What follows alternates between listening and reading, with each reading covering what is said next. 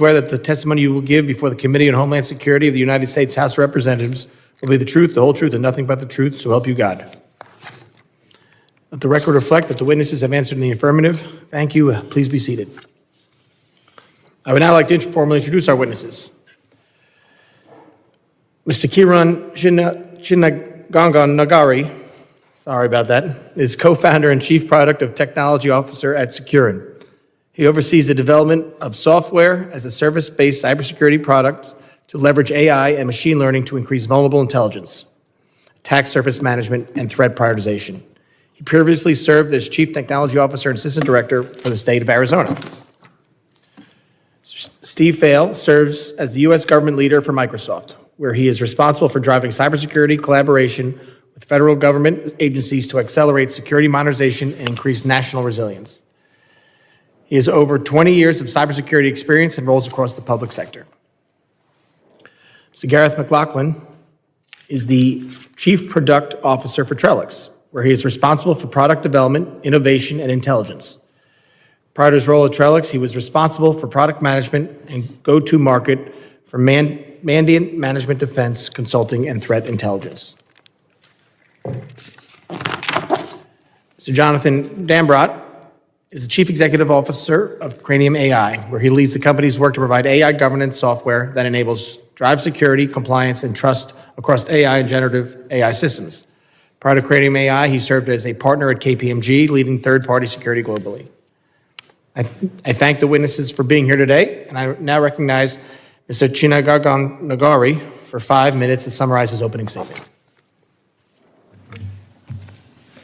Chairman Garbarino and distinguished members of the subcommittee, thank you for the opportunity to testify on this very important topic today. My name is Kiran, representing Securin, a CISA JCDC member with deep roots in collaboration with DARPA, Department of Defense, Arizona State University, New Mexico, and Mississippi State Universities. Securin is not just any other cybersecurity startup. We have taken research from the lab to the marketplace, building patented technology that uses AI for early warning and predictive defense, empowering organizations to stay ahead of attackers. One of our notable projects is Cactus. It stands for Computational Analysis of Cyber Terrorism against the United States. I have the privilege of serving in various government roles, and my perspective today is shaped particularly by my 7-year tenure as the CTO for the state of Arizona. The experience has provided me with a profound understanding of the technological challenges faced at both the state and federal levels. Let me start and end with one core message. Securing AI models is not just about protecting algorithms. It's foundational to the United States national and economic security, with national resilience against adversaries ranging from threat actors, nation states, to individual detractors. Recent APT campaigns, such as those attributed to Volt Typhoon, have exploited toxic combinations of vulnerabilities, chaining together weaknesses and vulnerabilities in both legacy and AI-powered systems to achieve persistent and stealthy access. Our research also reveals that as AI models become more capable, their attack surface grows. Models with high reasoning capability are paradoxically more exploitable, making robust model security and adverse testing is essential as we advance these AI capabilities. As AI becomes the backbone of our economy, healthcare, and critical infrastructure, its vulnerabilities become the vulnerabilities of our entire society. Why does this matter?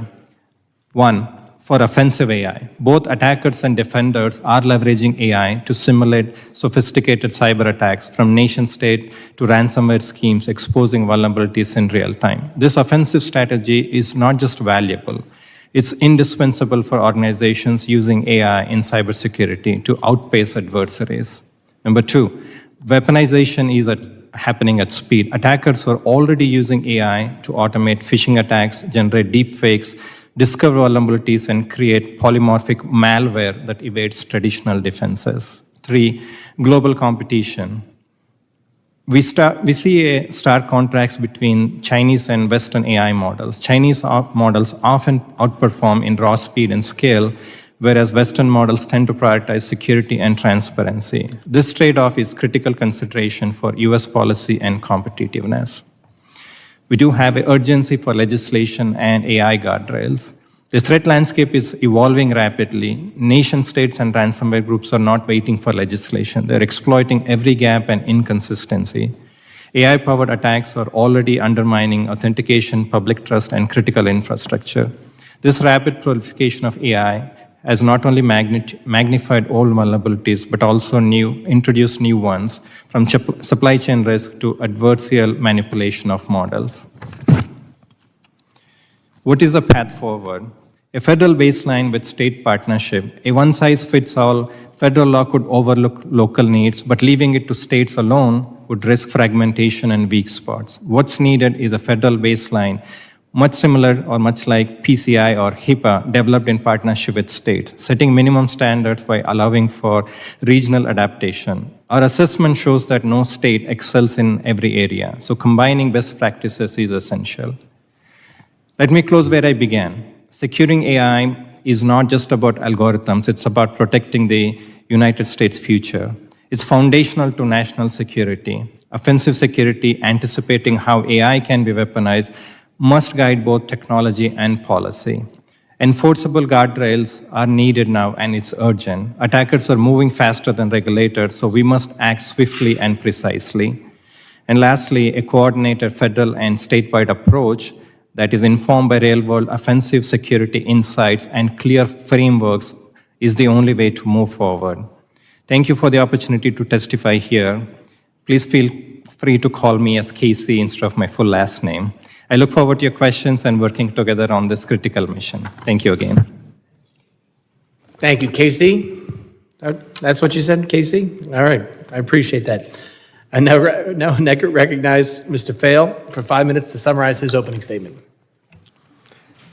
Chairman Garbarino, Ranking Member Swalwell, and members of the committee, thank you for the opportunity to testify before you today. I'm Steve Fail, Microsoft's U.S. government security leader. Microsoft is on the front lines of cyber defense, protecting our customers from more than 600 million cyber attacks per day. Our threat intelligence now also tracks more than 600 nation-state actors, and that count has doubled year on year. The rapidly increasing quantity of attacks and number of threat actors together is an indicative of the resolve of our adversaries and the need for achieving decisive advantage in the cyber domain. I would say that at Microsoft we have a front row seat to this, but we don't. We're actually in the game and on the field night and day with 15,000 cyber professionals giving it their all. We've prioritized security above all else, fielding an additional equivalent of 34,000 full-time engineers to engage on continuous security improvements and hardening of our products and services. Bringing forward this talent to stem the digital tide of conflict is necessary, responsible, and in my opinion, heroic. But we're at an inflection point, and adding more human attention is just not scalable. There is no way to tackle this urgent national security issue without organizations, including the federal government, immediately embracing AI. There are three primary ways at Microsoft that we think about security and AI together. One of them is security with AI, then security of AI, and finally security from AI. Security with AI is grounded in using large language models that provide the opportunity to supplement human effort and attention with computational power. We track the implications of fielding this technology closely as we support customers with our Security Copilot product. As a result, we've seen a 34% decrease in mistakes, a 17% decrease in breaches, and a 30% faster time to incident resolution using this technology, which is a huge leap forward in capability, and we're still only in the early innings of generative AI. We're also leaning into the next horizon of cyber AI in our support of the US government with AI-led investigations, taking the most time-consuming aspects of security response and delegating them to AI agents with human analyst review and oversight. Our findings are encouraging and the potential implications are astounding. Here's a recent example of an investigation that was human-led, where the total investigation cost was $640,000. But with generative AI, we were able to achieve the same result in an AI-led investigation for only $80, an 8,000-time increase in throughput. Government domain spoofing detection is another example of success of security with AI. Detecting spoof domains is a difficult problem to solve, with current approaches only going so far. This results in end users needing to report spoof domains, delaying response, leading to more victims, and amounts to a multi-million-dollar a day whack-a-mole. With generative AI, we can achieve greater than 99% accuracy detecting these domains immediately and for only a few dollars a day. This represents a paradigm shift, which enables organizations to be proactive in addressing the threat landscape at the necessary scale. While there's an incredible opportunity for security with AI, we're also clear-eyed on the risks leading us to the security of AI. Starting with Secure by Design, we ensure models are hosted in our Azure AI Foundry are isolated so your data is only accessible to you. We add onto that scanning, monitoring, red teaming, source code and version controls, and rigorous testing to ensure that our AI systems are operating as designed. Government agencies and private sector organizations can use these with confidence that their data is not being used to train existing or future commercial models. The future cyber battlefield itself will be reshaped by AI, applying intelligence to data to gain understanding and take action. However, few agencies are capturing the necessary data due to limited adoption of OMB M2131, which is currently unfunded. Most agencies are also hesitant about the use of AI, while our adversaries appear to feel no such compunction. Which brings us to security from AI. So far, we've not seen threat actors' use of AI to create novel threats at scale. They're leveraging AI to increase productivity, automating the creation of phishing emails, generating deepfake content, and conducting large-scale social engineering campaigns. However, it's only a matter of time until this changes, and if we maintain our current course and speed, we run the risk of being vulnerable and ill-equipped on the cyber battlefield. Some of the tactical norms of strategic cyber defense will also evolve in the age of AI. The value of data itself has actually increased due to AI being applied at scale. Protecting email data may now be as important as protecting a weapons system. And shame on us if an adversary understands our data better than we do. As I referenced in my written testimony, Congress should consider policy recommendations such as facilitating workforce readiness, developing cyber deterrence strategies, and reforming traditional IT acquisition models to meet this AI moment. In conclusion, cybersecurity stands as one of the most impactful and lowest risk applications of artificial intelligence. In the face of increasingly sophisticated and large-scale threats, the only certainty is that inaction will lead to failure. Thank you, and I look forward to your questions. Thank you, Mr. Fail. I now recognize Mr. McLaughlin for 5 minutes to summarize his opening statement. Chairman Garbarino, ranking member Swalwell, distinguished members, thank you for the invitation to testify. To put my testimony, my comments into context, TREDX is one of the largest cybersecurity providers globally, supporting over 50,000 organizations. More than half of our revenue comes from working with governments, critical infrastructure providers, and regulated industries. And TREDX has been using generative AI for more than 2 years, machine learning for more than 10, but we do not build our own models. We use commercial models, and we've built our own frameworks to make sure we use those securely and safely. There are really 3 points that I want to emphasize from my written testimony this morning. Firstly is the use of generative AI by the dark side, by attackers.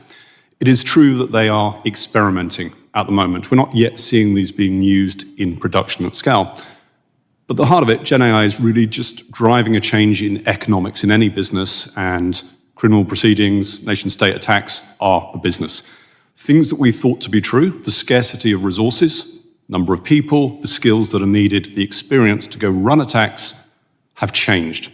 And attackers are using this to be able to personalize email campaigns, set up infrastructure far faster than before, even starting to explore new zero days. That changes what we have to go and deal with as defenders. So that moves me really to the positives. We're already using generative AI within our security operations platforms. We have demonstrated with our customers that doing so scales up the defenses that an organization may have far faster and far more effectively. In fact, if we do not use Gen AI to actually secure environments, we will be lost against the attackers themselves. And the reason being is security operations historically has been based upon hire a few experts, get them to find the most important things and go look at them in detail. Doesn't work when Gen AI allows the bad guys to hide within the shadows, do things at scale, personalize every single attack so you can't spot for patterns. But adding Gen AI to the security operations side works. Gen AI is never going to get bored, it's never going to get distracted, it doesn't care about looking at the same things over and over again every time it gets a little bit more information. And so I move really to the way in which we are using it within TREDX. As I said, we do not build our own models, we do not train our models, we use commercial models that are available.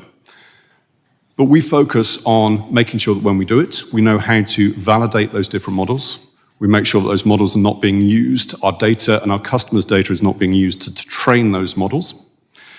And we always use and recommend organizations think about it just like an email. Any prompt, any instruction going into a Gen AI model and any output from it, don't trust it. It could be malicious code.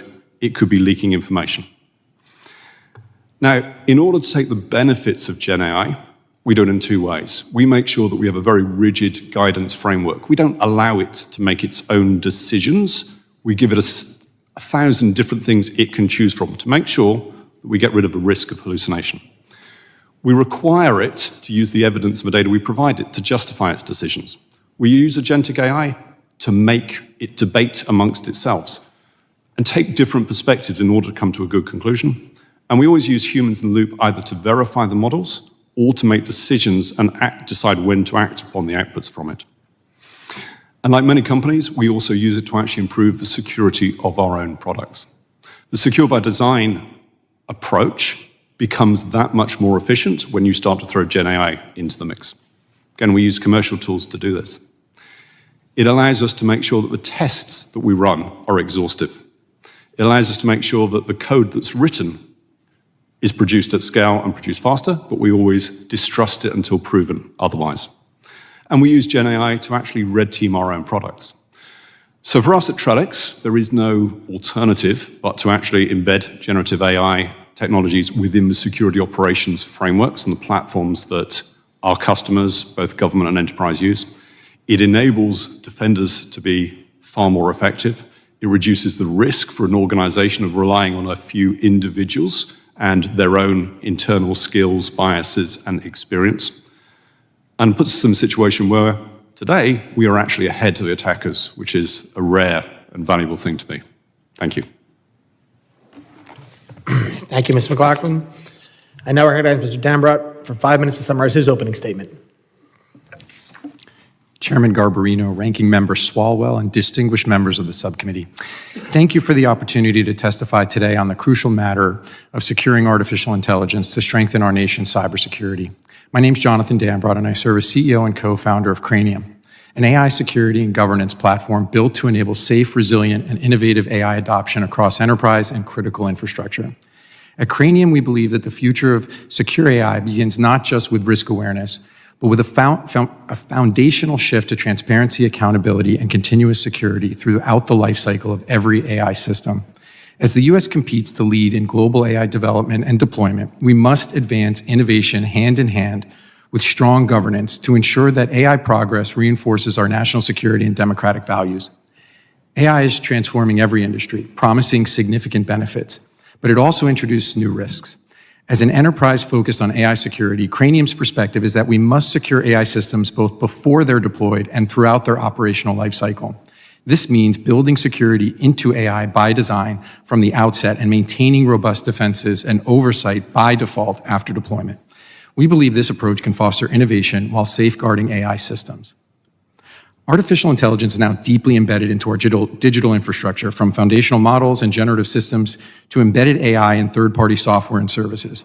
The pace and scale of adoption has accelerated beyond what many expected. This proliferation has introduced new risks: complex supply chains, unmonitored shadow AI deployments, and misaligned third-party integrations that are difficult to address without robust AI-native security strategies. To mitigate AI risk early, we must change the development culture and tooling. Security should be treated as a first-class concern and in model design and training, just as performance or accuracy is. The goal is that by the time the AI system goes live, it has been hardened against foreseeable attacks or failures. Embracing secure by design for AI also means empowering those building AI with better knowledge and incentives. We must ensure education is prioritizing security and by disseminating secure AI development guidelines across the entire supply chain, including trusted third parties. Further, Congress and this subcommittee can play a pivotal role in promoting secure by design principles for AI. We urge policymakers to encourage evidence-driven security and verification in AI development. Beyond pre-deployment security, we emphasize the need for continuous protection and monitoring throughout the operational lifecycle of AI systems across the supply chain. AI systems and models evolve, inputs shift, and adversaries adapt, requiring a governance framework that is not static but dynamic. As we evaluate how best to secure the nation's AI infrastructure, we must also confront the growing threat posed by autonomous AI agents. These agentic systems and non-human identities introduce a new and complex class of security risks. A compromised or maliciously directed AI agent could autonomously conduct cyber operations at machine speed. To counter this risk, security must be embedded throughout the life cycle of AI agents from the moment they're conceived and built to the moment they're deployed and run. Relying on AI to stop AI is not a viable defense strategy. The threat of AI-enabled attacks necessitates layered, in-depth, and proactive defenses. Our best response is to double down on what this hearing is all about, securing AI to strengthen cybersecurity. We need to be proactive and forward-looking, anticipating these threats, and preparing defenses and norms accordingly. Chairman, ranking member, and members of this subcommittee, securing artificial intelligence to strengthen cybersecurity is one of the defining challenges and opportunities of our time. AI will undoubtedly shape the future of our economy and national security. Whether that future is more secure or more dangerous depends on the actions we take today to embed security, accountability, and resilience into our AI ecosystem. Companies like Cranium exist precisely to ensure that security advances in tandem with AI advancements. We believe the United States can lead the world in both AI innovation and AI security. If we do, our cybersecurity will be stronger, our values will be upheld, and our citizens will reap AI's benefit without unnecessary fear. Thank you for the opportunity to testify and for your leadership on this issue. I look forward to answering any questions you may have. Thank you, Mr. Dambrod. And we, like the ranking member said, thank you for skipping your family vacation for a little bit to be with us. It's a very important hearing. Members will be recognized by order of seniority for their 5 minutes of questioning. Additional round of questioning will be called after members have been recognized. I now recognize the gentleman from Louisiana, Mr. Higgins, for 5 minutes of questions. Thank you, Mr. Chairman, and I thank you for the indulgence. I have a committee across campus I need to get to. It's super important. Gentlemen, thank you for being here. I've been involved in a bit of an investigative effort regarding a particular phenomena that's happening across the country that I'd like Mr. Fail and Mr. Chinanagang to address, please. The purchase of infrastructure businesses and businesses related to key infrastructure in our country. We're talking about the energy sector, financial sector, transportation sector, agricultural sector, supply chain sector, the tech sector, the defense sector, the medical sector, the research and development sector.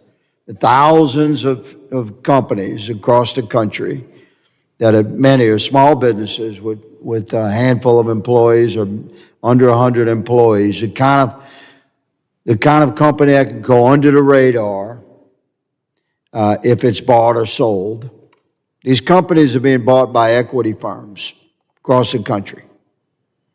And I'm advised that one of the first actions under this restructuring by these equity firms that purchase these key businesses, of course, they're buying them legally.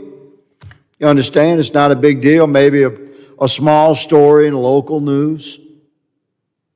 But one of their first actions, I'm being told, is to eliminate the cybersecurity contracts of those companies.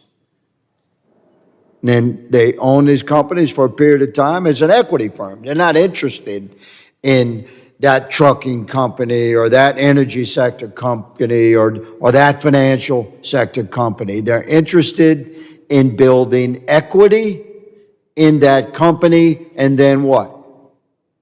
Reselling it, right? So over the course of weeks or months or maybe a year or two, they'll own this company as an investment. They'll have shut down cybersecurity, and then they resell it. And the guys that buy it say, wow, this company has no cybersecurity. We have to establish that cybersecurity. This is of great concern to me because what the hell happens if we had many of these equity firms have Chinese investors or connections with Chinese business. So, we're living in a world of intense cyber threat, and with the introduction of AI and its emergence, how it plugs into cybersecurity, it's of great concern to me.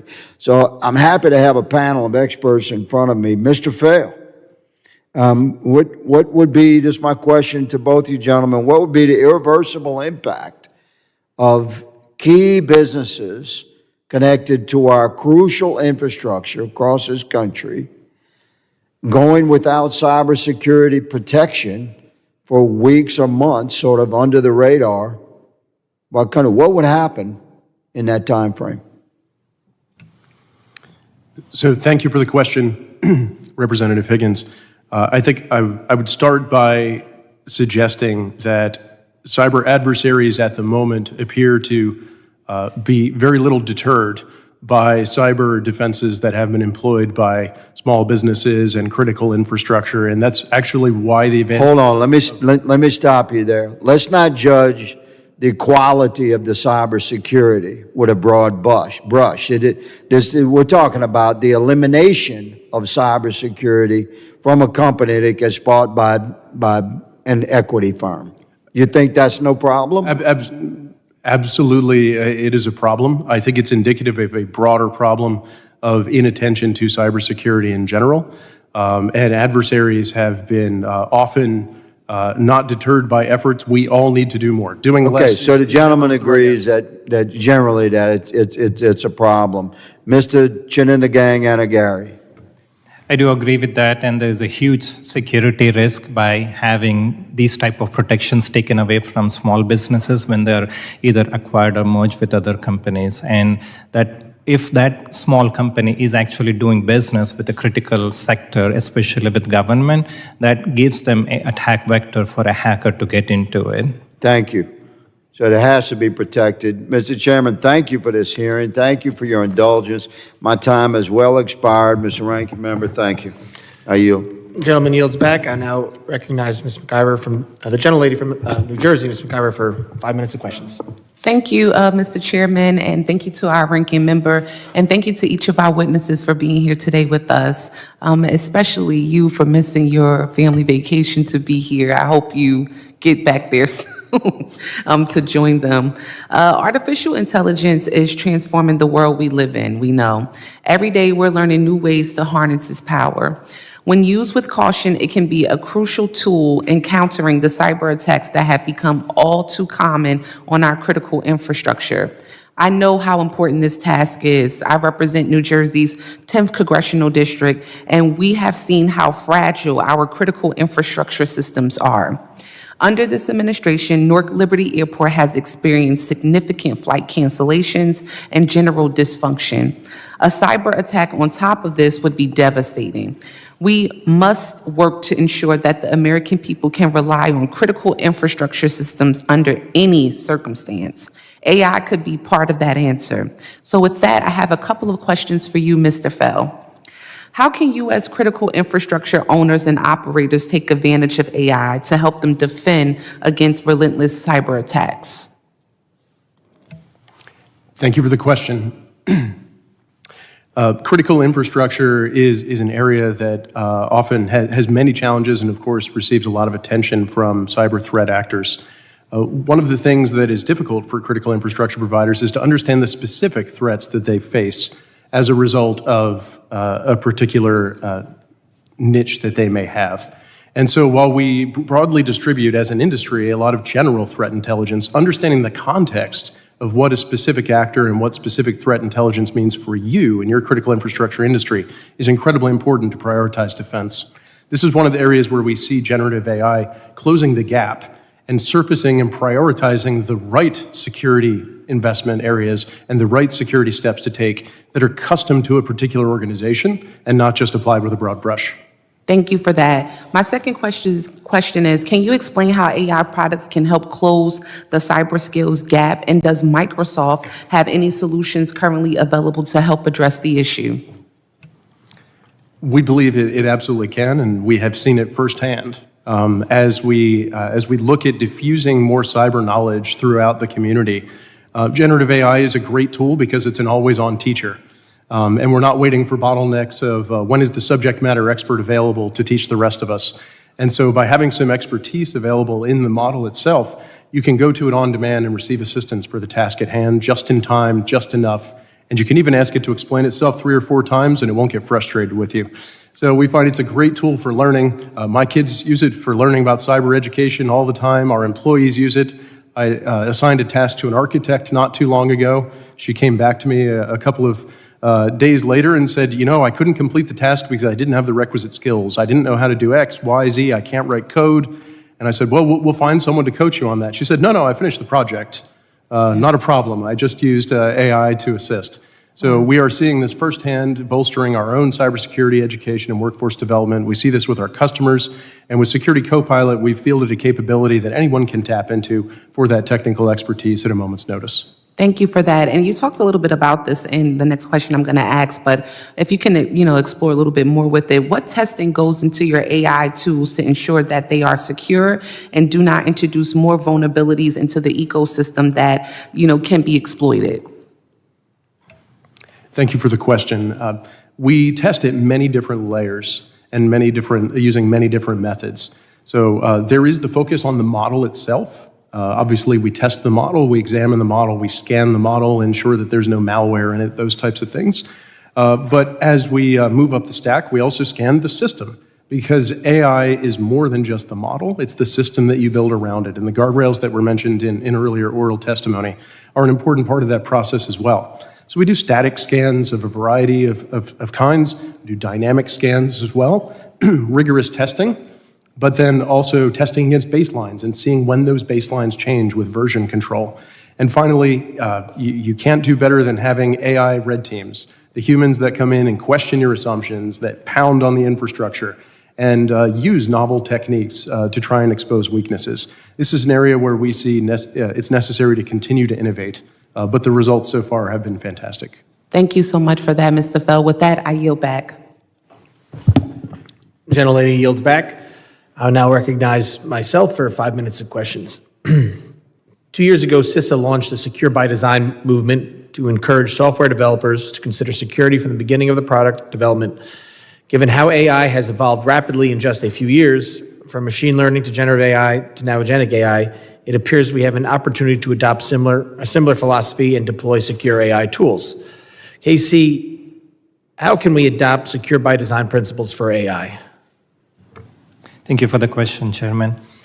I would say that software secure by design policies or framework is not new. It was introduced back in 2005 by NIST, and unfortunately, those secure by design standards have not been adopted or not been practiced. And with AI, it's actually exacerbating that problem that we are seeing. With vibe coding, a lot of students, a lot of kids, a lot of folks that do not have any software experience are writing code, and it's introducing more and more software vulnerabilities and weaknesses. We actually did a research analysis, and we saw most of the models that are out there can be jailbroken if you have the patience and will to get to it. And we also have analyzed about 15,000 MCP servers that are out there. One other thing that we noticed is that CWE20, which is input validation, which is very old vulnerability and weakness, it's been exploited even today. Any AI model or MCP server that you see, we're seeing that as a big issue. So there needs to be a big push from the Congress and legislation to mandate secure by design in the products and offerings that these vendors are providing out there. And I saw the EO on Friday that actually pushes that software by design policies forward. Do we need different principles depending on the type of AI, secure design principles? I would say that the AI vulnerabilities are slightly different, but the traditional software vulnerabilities still apply. Where AI would differ is things like data, where you're thinking about, how do you attack, the model to give you nefarious answers. Those are the things that I think AI is slightly different. But if you go back to it, the same issues happen, the data and the analysis and security. So I don't think we need a new framework or anything. You just need to make sure that existing ones are used effectively. And that goes from even includes on agentic AI, the newest frontier? I would agree to that. Okay. 100%. Mr. Dambrod, your company focuses on securing AI.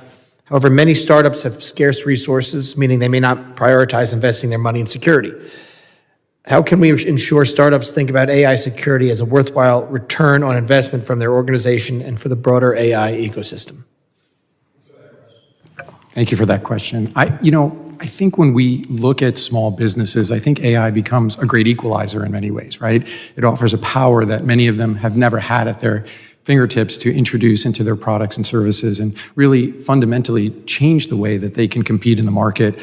But I think you're right. We definitely see organizations that don't necessarily focus on security by design and AI security by design. The integration strategies that my colleagues here talk about, we see technologies that surround these models that may also introduce vulnerabilities. So we really need to look at the entirety of the AI system. Small businesses have an obligation, I think. They need to be educated on those risks. Oftentimes, these are not well understood. I think we have to focus on education. I think we need to make sure that the tooling that's available to small businesses as they're starting to integrate and develop these technologies into their products is more easily accessible, easily understood. And the foundational model providers have an obligation to continue their hard work to make sure that they're using the most secure models in the process of that integration. So I think there are opportunities here to improve. When we look at the small businesses that we actually identify through our customers and that are third parties introducing AI services, many of them have never done any AI red teaming. They haven't gone through that process. In fact, I think when we look at our vendors, about 95% of them haven't done that, some of which are small business. So we really have to focus on that, make sure that they is there a role for the U.S. government to support here, or not? Or are you just, no, not really? What do you think? Absolutely, yeah. I think that there's an opportunity by basically putting better guidelines in place to make sure that as people are playing with agentic systems, that we understand that there are things that have to be done in order to put those into production, and that monitoring and making sure that that is not just a manual process and raising your hand. That's not a checklist process, but a technical process is one of the things that we need to start to push on. Great, wonderful. My time is now up, but we're coming back for a second round of questions. So I'm going to yield, and I recognize the gentleman from California, the ranking member, Mr. Swalwell, for 5 minutes. Thank you. Mr. Dambrot, can you elaborate on how AI red teaming improves AI security? I think you have a platform. Is it Arena? Is that the red teaming platform? How can the federal government better support AI red teaming, ensure it is used to test AI on federal networks? And what are legal protections that are necessary to make sure researchers can engage in red teaming without fear of legal repercussions? Thank you for that question. Yeah, so, when we think about red teaming generally, we want to make sure that we understand how that system is being used from its outset. We want to understand the intended purpose of that. We want to understand how the technologies are being introduced, the models, as well as the toolkits and data sets that are being introduced as people are organizing their AI system. That red teaming process includes being able to then identify what kinds of vulnerabilities can be identified. What we've done at Cranium is we've set it up so that we can not fundamentally change the way developers work, but enable them to use the tool, we call it the Arena, to basically understand that system, pull it into a place where we can simulate that system, attack it, provide vulnerability mitigation support, and then make sure that that system, whether it's pre-production or post-production, is being monitored and that those vulnerabilities are being reduced, right? So I think that there are opportunities, again, to enable innovation at pace, at scale, without necessarily fundamentally having to overwhelm a business or a capability, so that we can make sure that people get the best products and services with fewer vulnerabilities. Great. And Mr. Fail, what are the obstacles that you see to federal deployment of AI cybersecurity services, and how do you envision CISA better incorporating AI cyber defense? And if you have time on the clock, could you also talk about quantum computing and how you all are approaching quantum computing and the risk that that poses to decrypting any data that our adversaries may have already captured but cannot yet unlock? Absolutely. Thank you for the question, Ranking Member Swalwell. As we look at what can be done and what is standing in the way of adoption from a federal perspective, there is a workforce readiness angle of there is more education that is needed so that agencies can adopt AI, especially for security purposes, with confidence. In addition to that, looking at new IT acquisition models, perhaps that are centralized. One of the challenges with adopting cyber AI is that there are times at which you actually need to ramp up capacity in order to meet a need during a crisis. It's not an evenly used capability. There are some days on a rainy day you're going to use it more than on a sunny day. And so as a result, it's very difficult for agencies to budget, to understand what those requirements are. So if we look at umbrella capabilities, such as what's been created with CISA with the CDM program, to help offer buffer for agencies to where they can plan to use capability without having to have complete certainty around the cost. I think we all agree that surging to meet the need in cyber defense is worth the cost. But the question of who will pay that cost and how do we plan for it is incredibly complicated for agencies and is definitely hindering adoption. As we look at quantum specifically, Microsoft is a leader in quantum innovation as it relates to creating more scalable quantum computing. We've had some milestones and breakthroughs there. Still a long way to go in development, but the results are encouraging and I think very supportive of U.S. leadership in the field.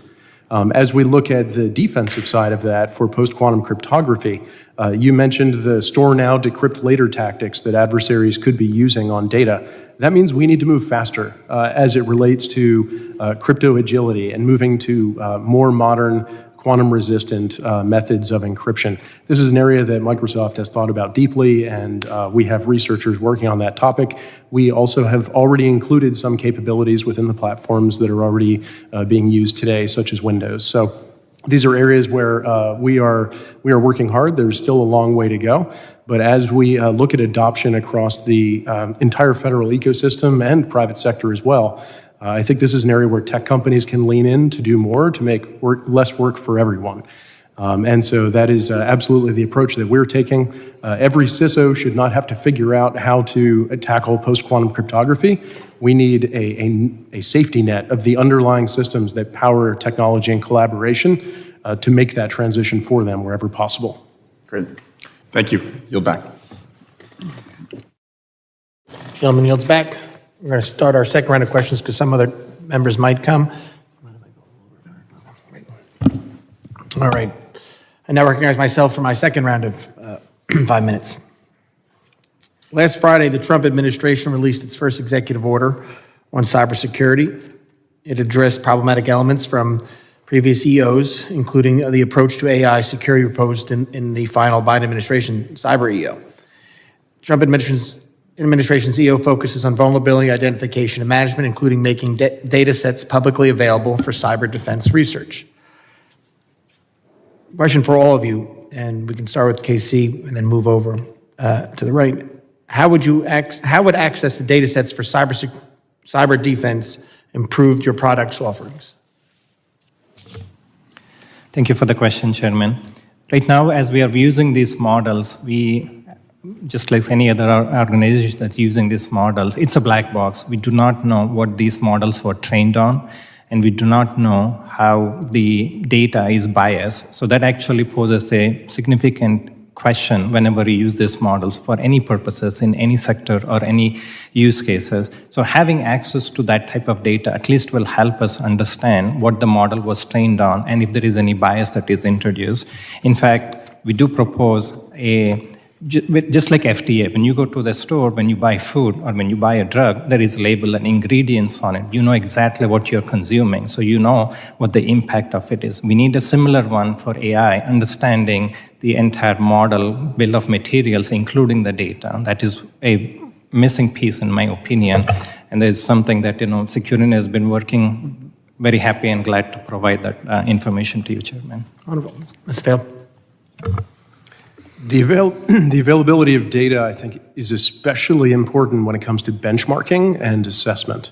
So having common data available to agencies such that they can test AI solutions on that common data set to analyze for results. Many agencies would like to do assessment of AI solutions, but are hesitant to make their own data available to do so.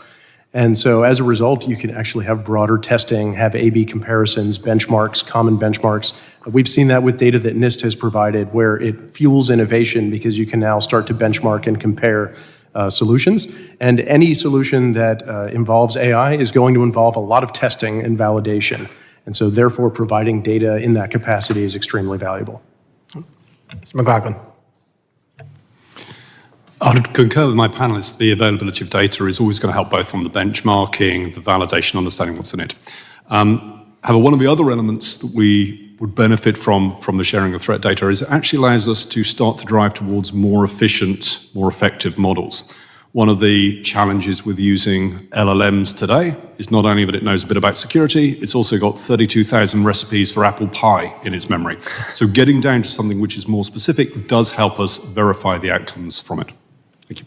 Thank you. Mr. Dambrot. Thank you.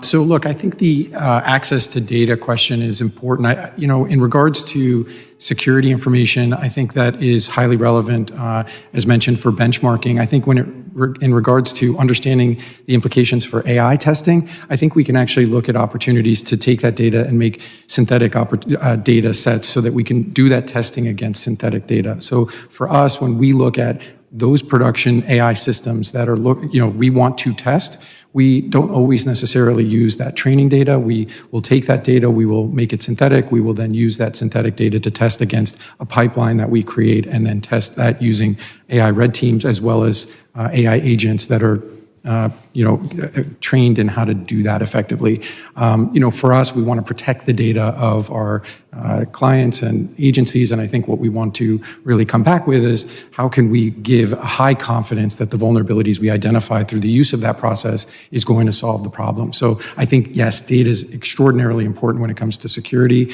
However, I think we can also use different techniques to make sure that we are not disclosing sensitive healthcare or other type of information. Mr. McLaughlin, Trellix signed CISA Secured by Design pledge, which focused on bolstering transparency and vulnerability disclosure. How should companies think about vulnerability disclosure for AI systems? Thank you for the question. So the Secure by Design process, the self-attestation was introduced by CISA, was really quite significant for our organization, for many organizations. It encouraged us to look at things in two ways. It encouraged us to go back and look at our own processes, make sure that not only our policies were fit for purpose, they've been implemented correctly, but it also changed some of the economic arguments. Now when I go talk to my board about why I want to do certain things, I can use the process that was put in place by CISA as an argument for certain investments. I think the same holds true for being able to bring those through to AI. I mentioned before, we do not build or train our own models. We deliberately decided not to do that because there is a risk of introducing bias by trying to do that. And we focus really on being able to put the frameworks around it and use AI in a secure and responsible way. For us, knowing that not only that the AI models themselves, the developers of those, have applied Secure by Design principles, have attested to those, whether that's, even those that might be just for government use to begin with, it benefits us as a user of those, it benefits any enterprise with being able to look to those particular models. But it then also allows any organization such as Trellix who takes one of those models, includes it in their own software and products to bring to the US government, to be able to show that we've done the evaluation, the consideration of the AI that we use and the way that we're using it. Thank you very much. Mr. Fail, Microsoft's Copilot Studio enables individuals to build their own AI agents.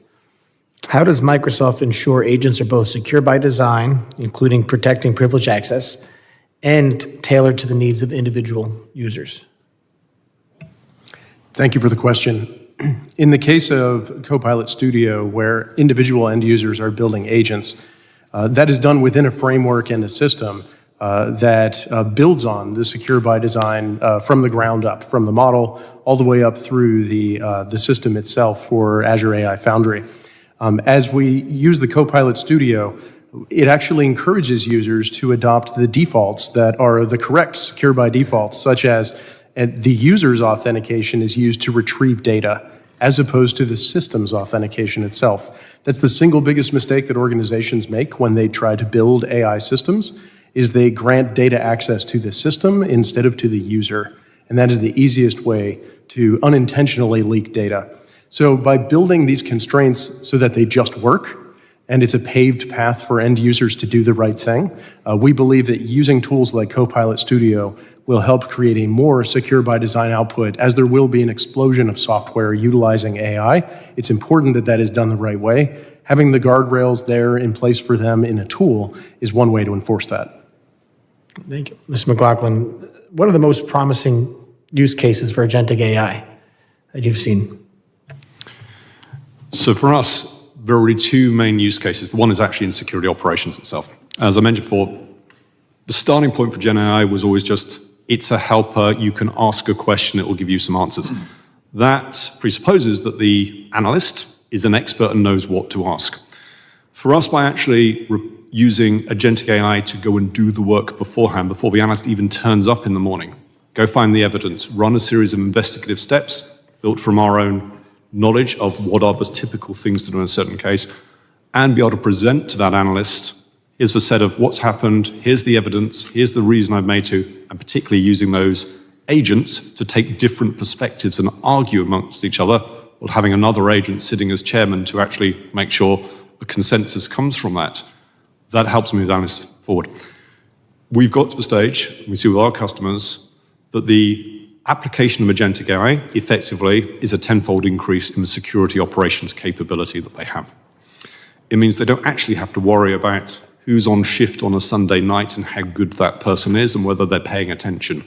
The agentic AI is able to do most of that work for them, and in many cases brings up the experience and the expertise of individual users. They may not have seen something before. Agentic AI can fill in those gaps. Thank you. And then we use it for software development as well. Wonderful. Thank you. And lastly, Casey, you mentioned that security guidelines may differ at the data layer. Recent Palo Alto Networks report on generative AI notes that 14% of all data security incidents are caused by generative AI. How can model developers help protect their customers against data security incidents? Thank you for the question, Chairman.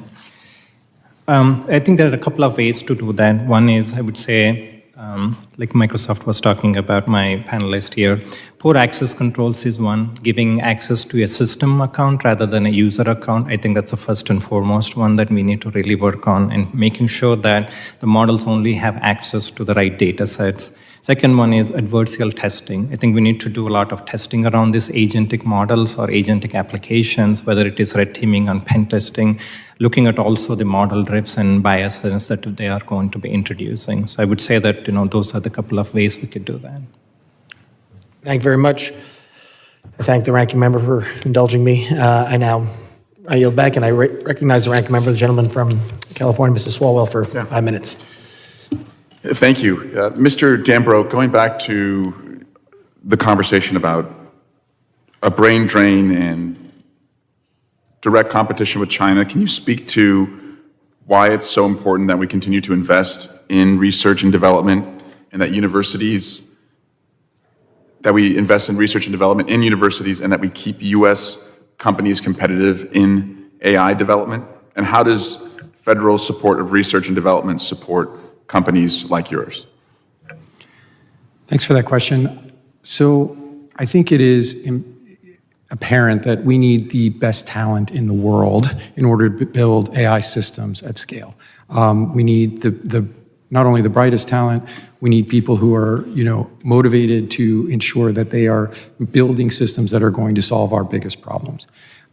We are a leader in both of those things, in building incentives that enable people to come here and make sure that they are, we're getting the best and brightest, and our universities are the best in the world at attracting that talent.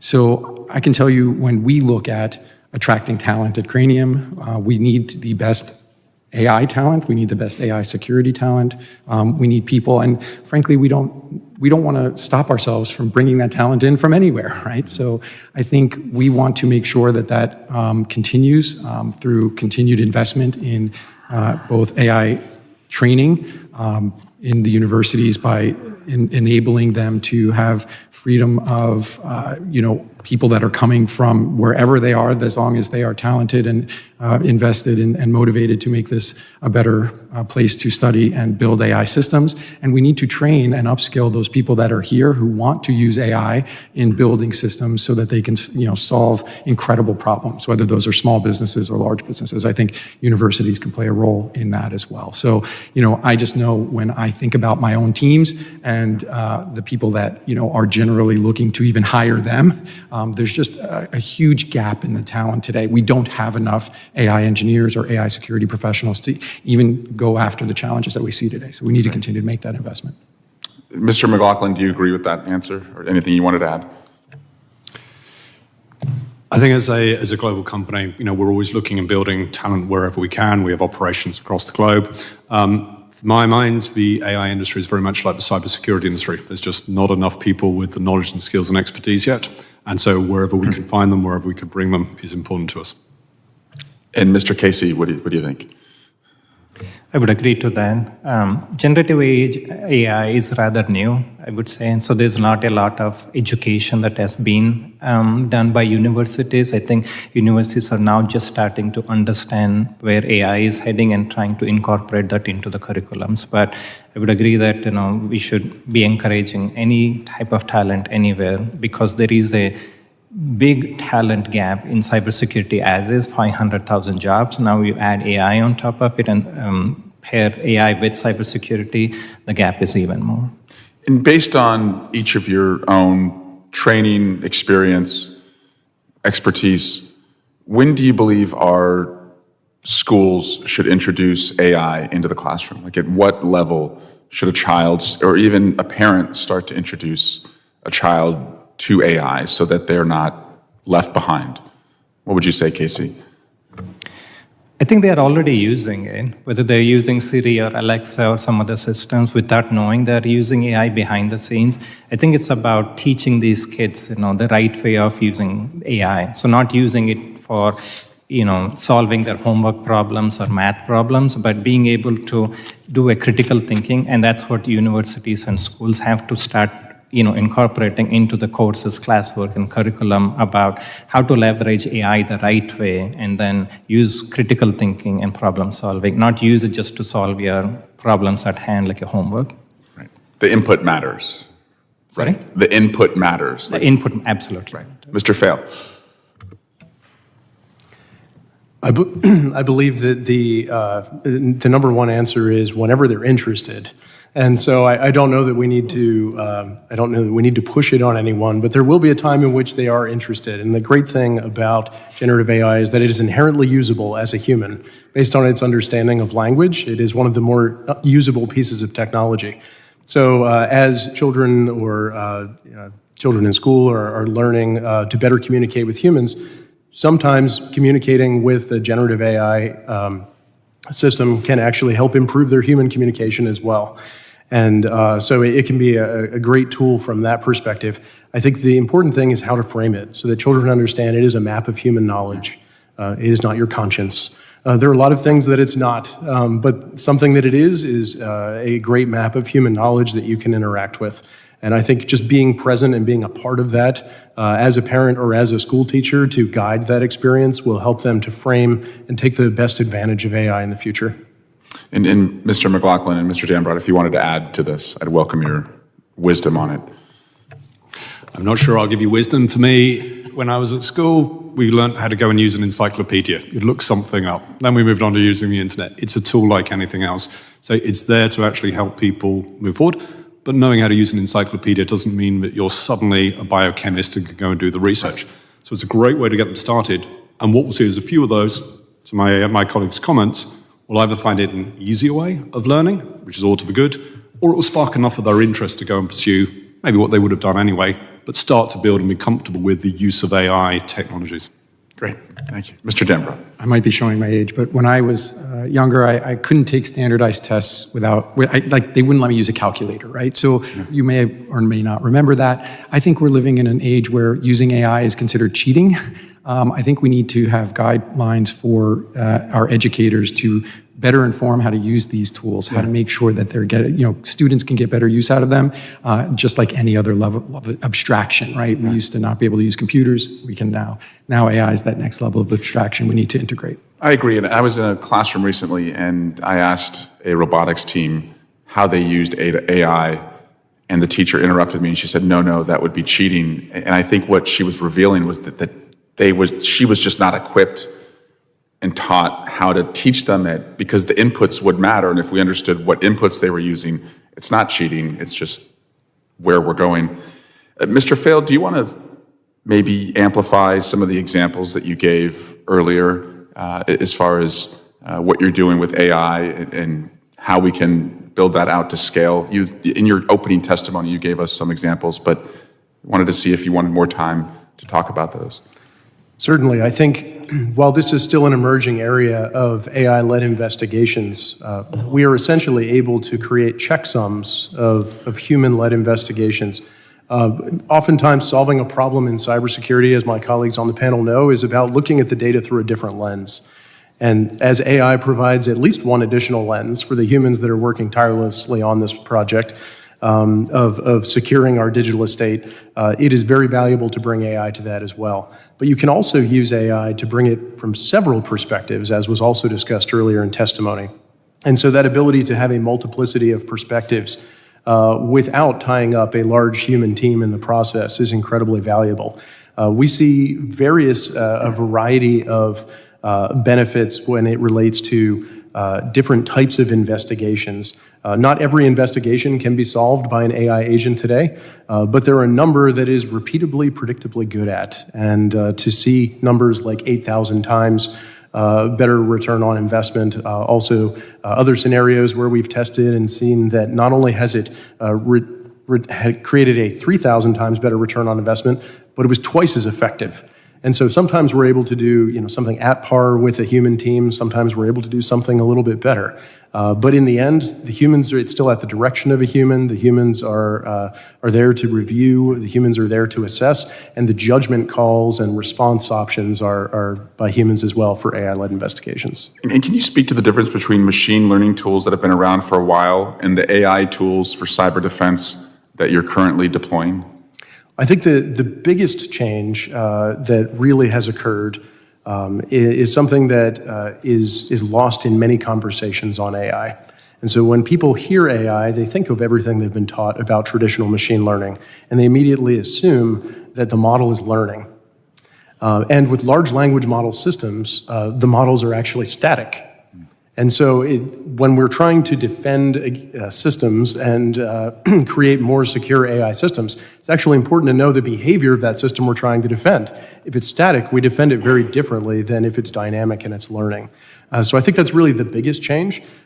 They are technologies that solve problems different ways in different areas. And sometimes you need a model that's going to learn and continue to accept incremental training data. And sometimes you need something that is pre-trained to a very large extent that you can use repeatedly. Great. And the chairman has asked, and I think it's a good idea, that each witness provide just kind of a 1-minute summary of anything that you wanted to add to the record that you did not add. And Mr. Dambrot, you went last to start with testimony, so I'll let you go first to close. So one thing that I would love to add, and I think there was some commentary around the surface area of AI systems.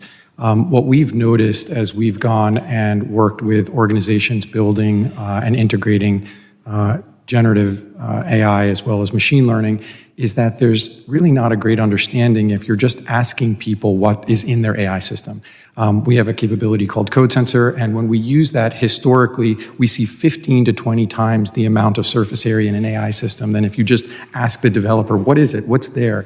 One example we used was for an agentic system where the developers thought they had used 4 models. We identified 126 using code sensor, and the surface area had an additional 300 technologies that were surrounding it. So you think about that, and now the connective tissue between agentic systems and existing tools to make decisions, and then internal AI systems versus those at third parties that are now getting connected. This is a problem that we need an AI native solution for, and I think that surface area challenge that I think was identified by one of the other panelists is one that really needs to be explored more heavily. Thank you. Thank you.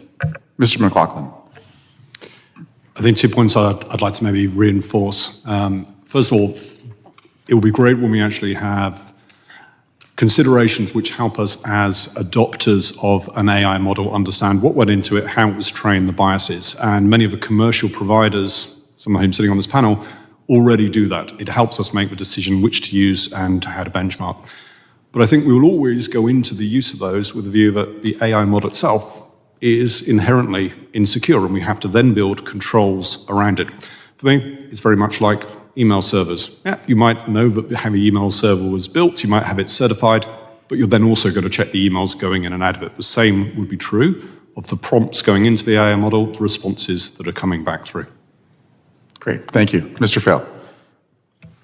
One area that I would like to add to the record is just how well equipped we are to deal with the AI revolution. AI is often looked at as something that's inherently other, but it is actually a squarely human endeavor built on human knowledge and fielded by humans. As we look at all of the experience that we have in parallel domains managing intelligence with human resources, with government itself, we have a lot of experience in handling the good, the bad, and the ugly as it relates to human intelligence. We are going to be able to apply those lessons to also guide this journey of artificial intelligence. And so in many cases where organizations may not know the next right thing to do with AI, they can look back to their experience of how have we delivered this more broadly as an organization, how have we delivered solutions here as a government. Through rigorous conversation, debate, and collaboration, we will solve these together, and we will ensure that we continue to grow U.S. leadership in AI and effectively cyber defense as well. Great. Thanks, Mr. Fail. Casey. Thank you for the question, Ranking Member Swalwell. What I would say is that AI models are changing so rapidly that in some way AI is not replacing humans. Maybe humans are replacing models every day. There's new models every single day, and we are changing these models. The question is, like, which model should we use? Like, how do we know this model is trustworthy? This can be explainable AI or trustworthy AI. And I would like to see on the record, if I can, a baseline of AI models, how these models have been tested. What is the bill of materials for these models? Maybe not provide the secret sauce, but, have this been tested against so-and-so criteria? Like, what are the red teaming exercises? What are the inputs that went into it? And how are the software or secured by design, principles applied to this model, so that a consumer of the model understand that, hey, when I use this model or compare this model versus the second model, or maybe the same model, iteration or revision 1 with revision 2, I know what change went in, what are the consistencies, what are the discrepancies, what are the changes, and what are the gaps. Thank you. Great, thank you. And Chairman, before we close, I ask unanimous consent to submit into the record a report titled The AI Tech Stack, a Primer for Tech and Cyber Policy. And I yield back. Without objection, so ordered. Gentleman yields back. I thank the witnesses for their valuable testimony and the members for their questions. The members of the committee may have some additional questions for the witnesses, and we would ask that the witnesses respond to these in writing. Pursuant to the committee rule 7E, the hearing record will be held open for 10 days. Without objection, this committee stands adjourned.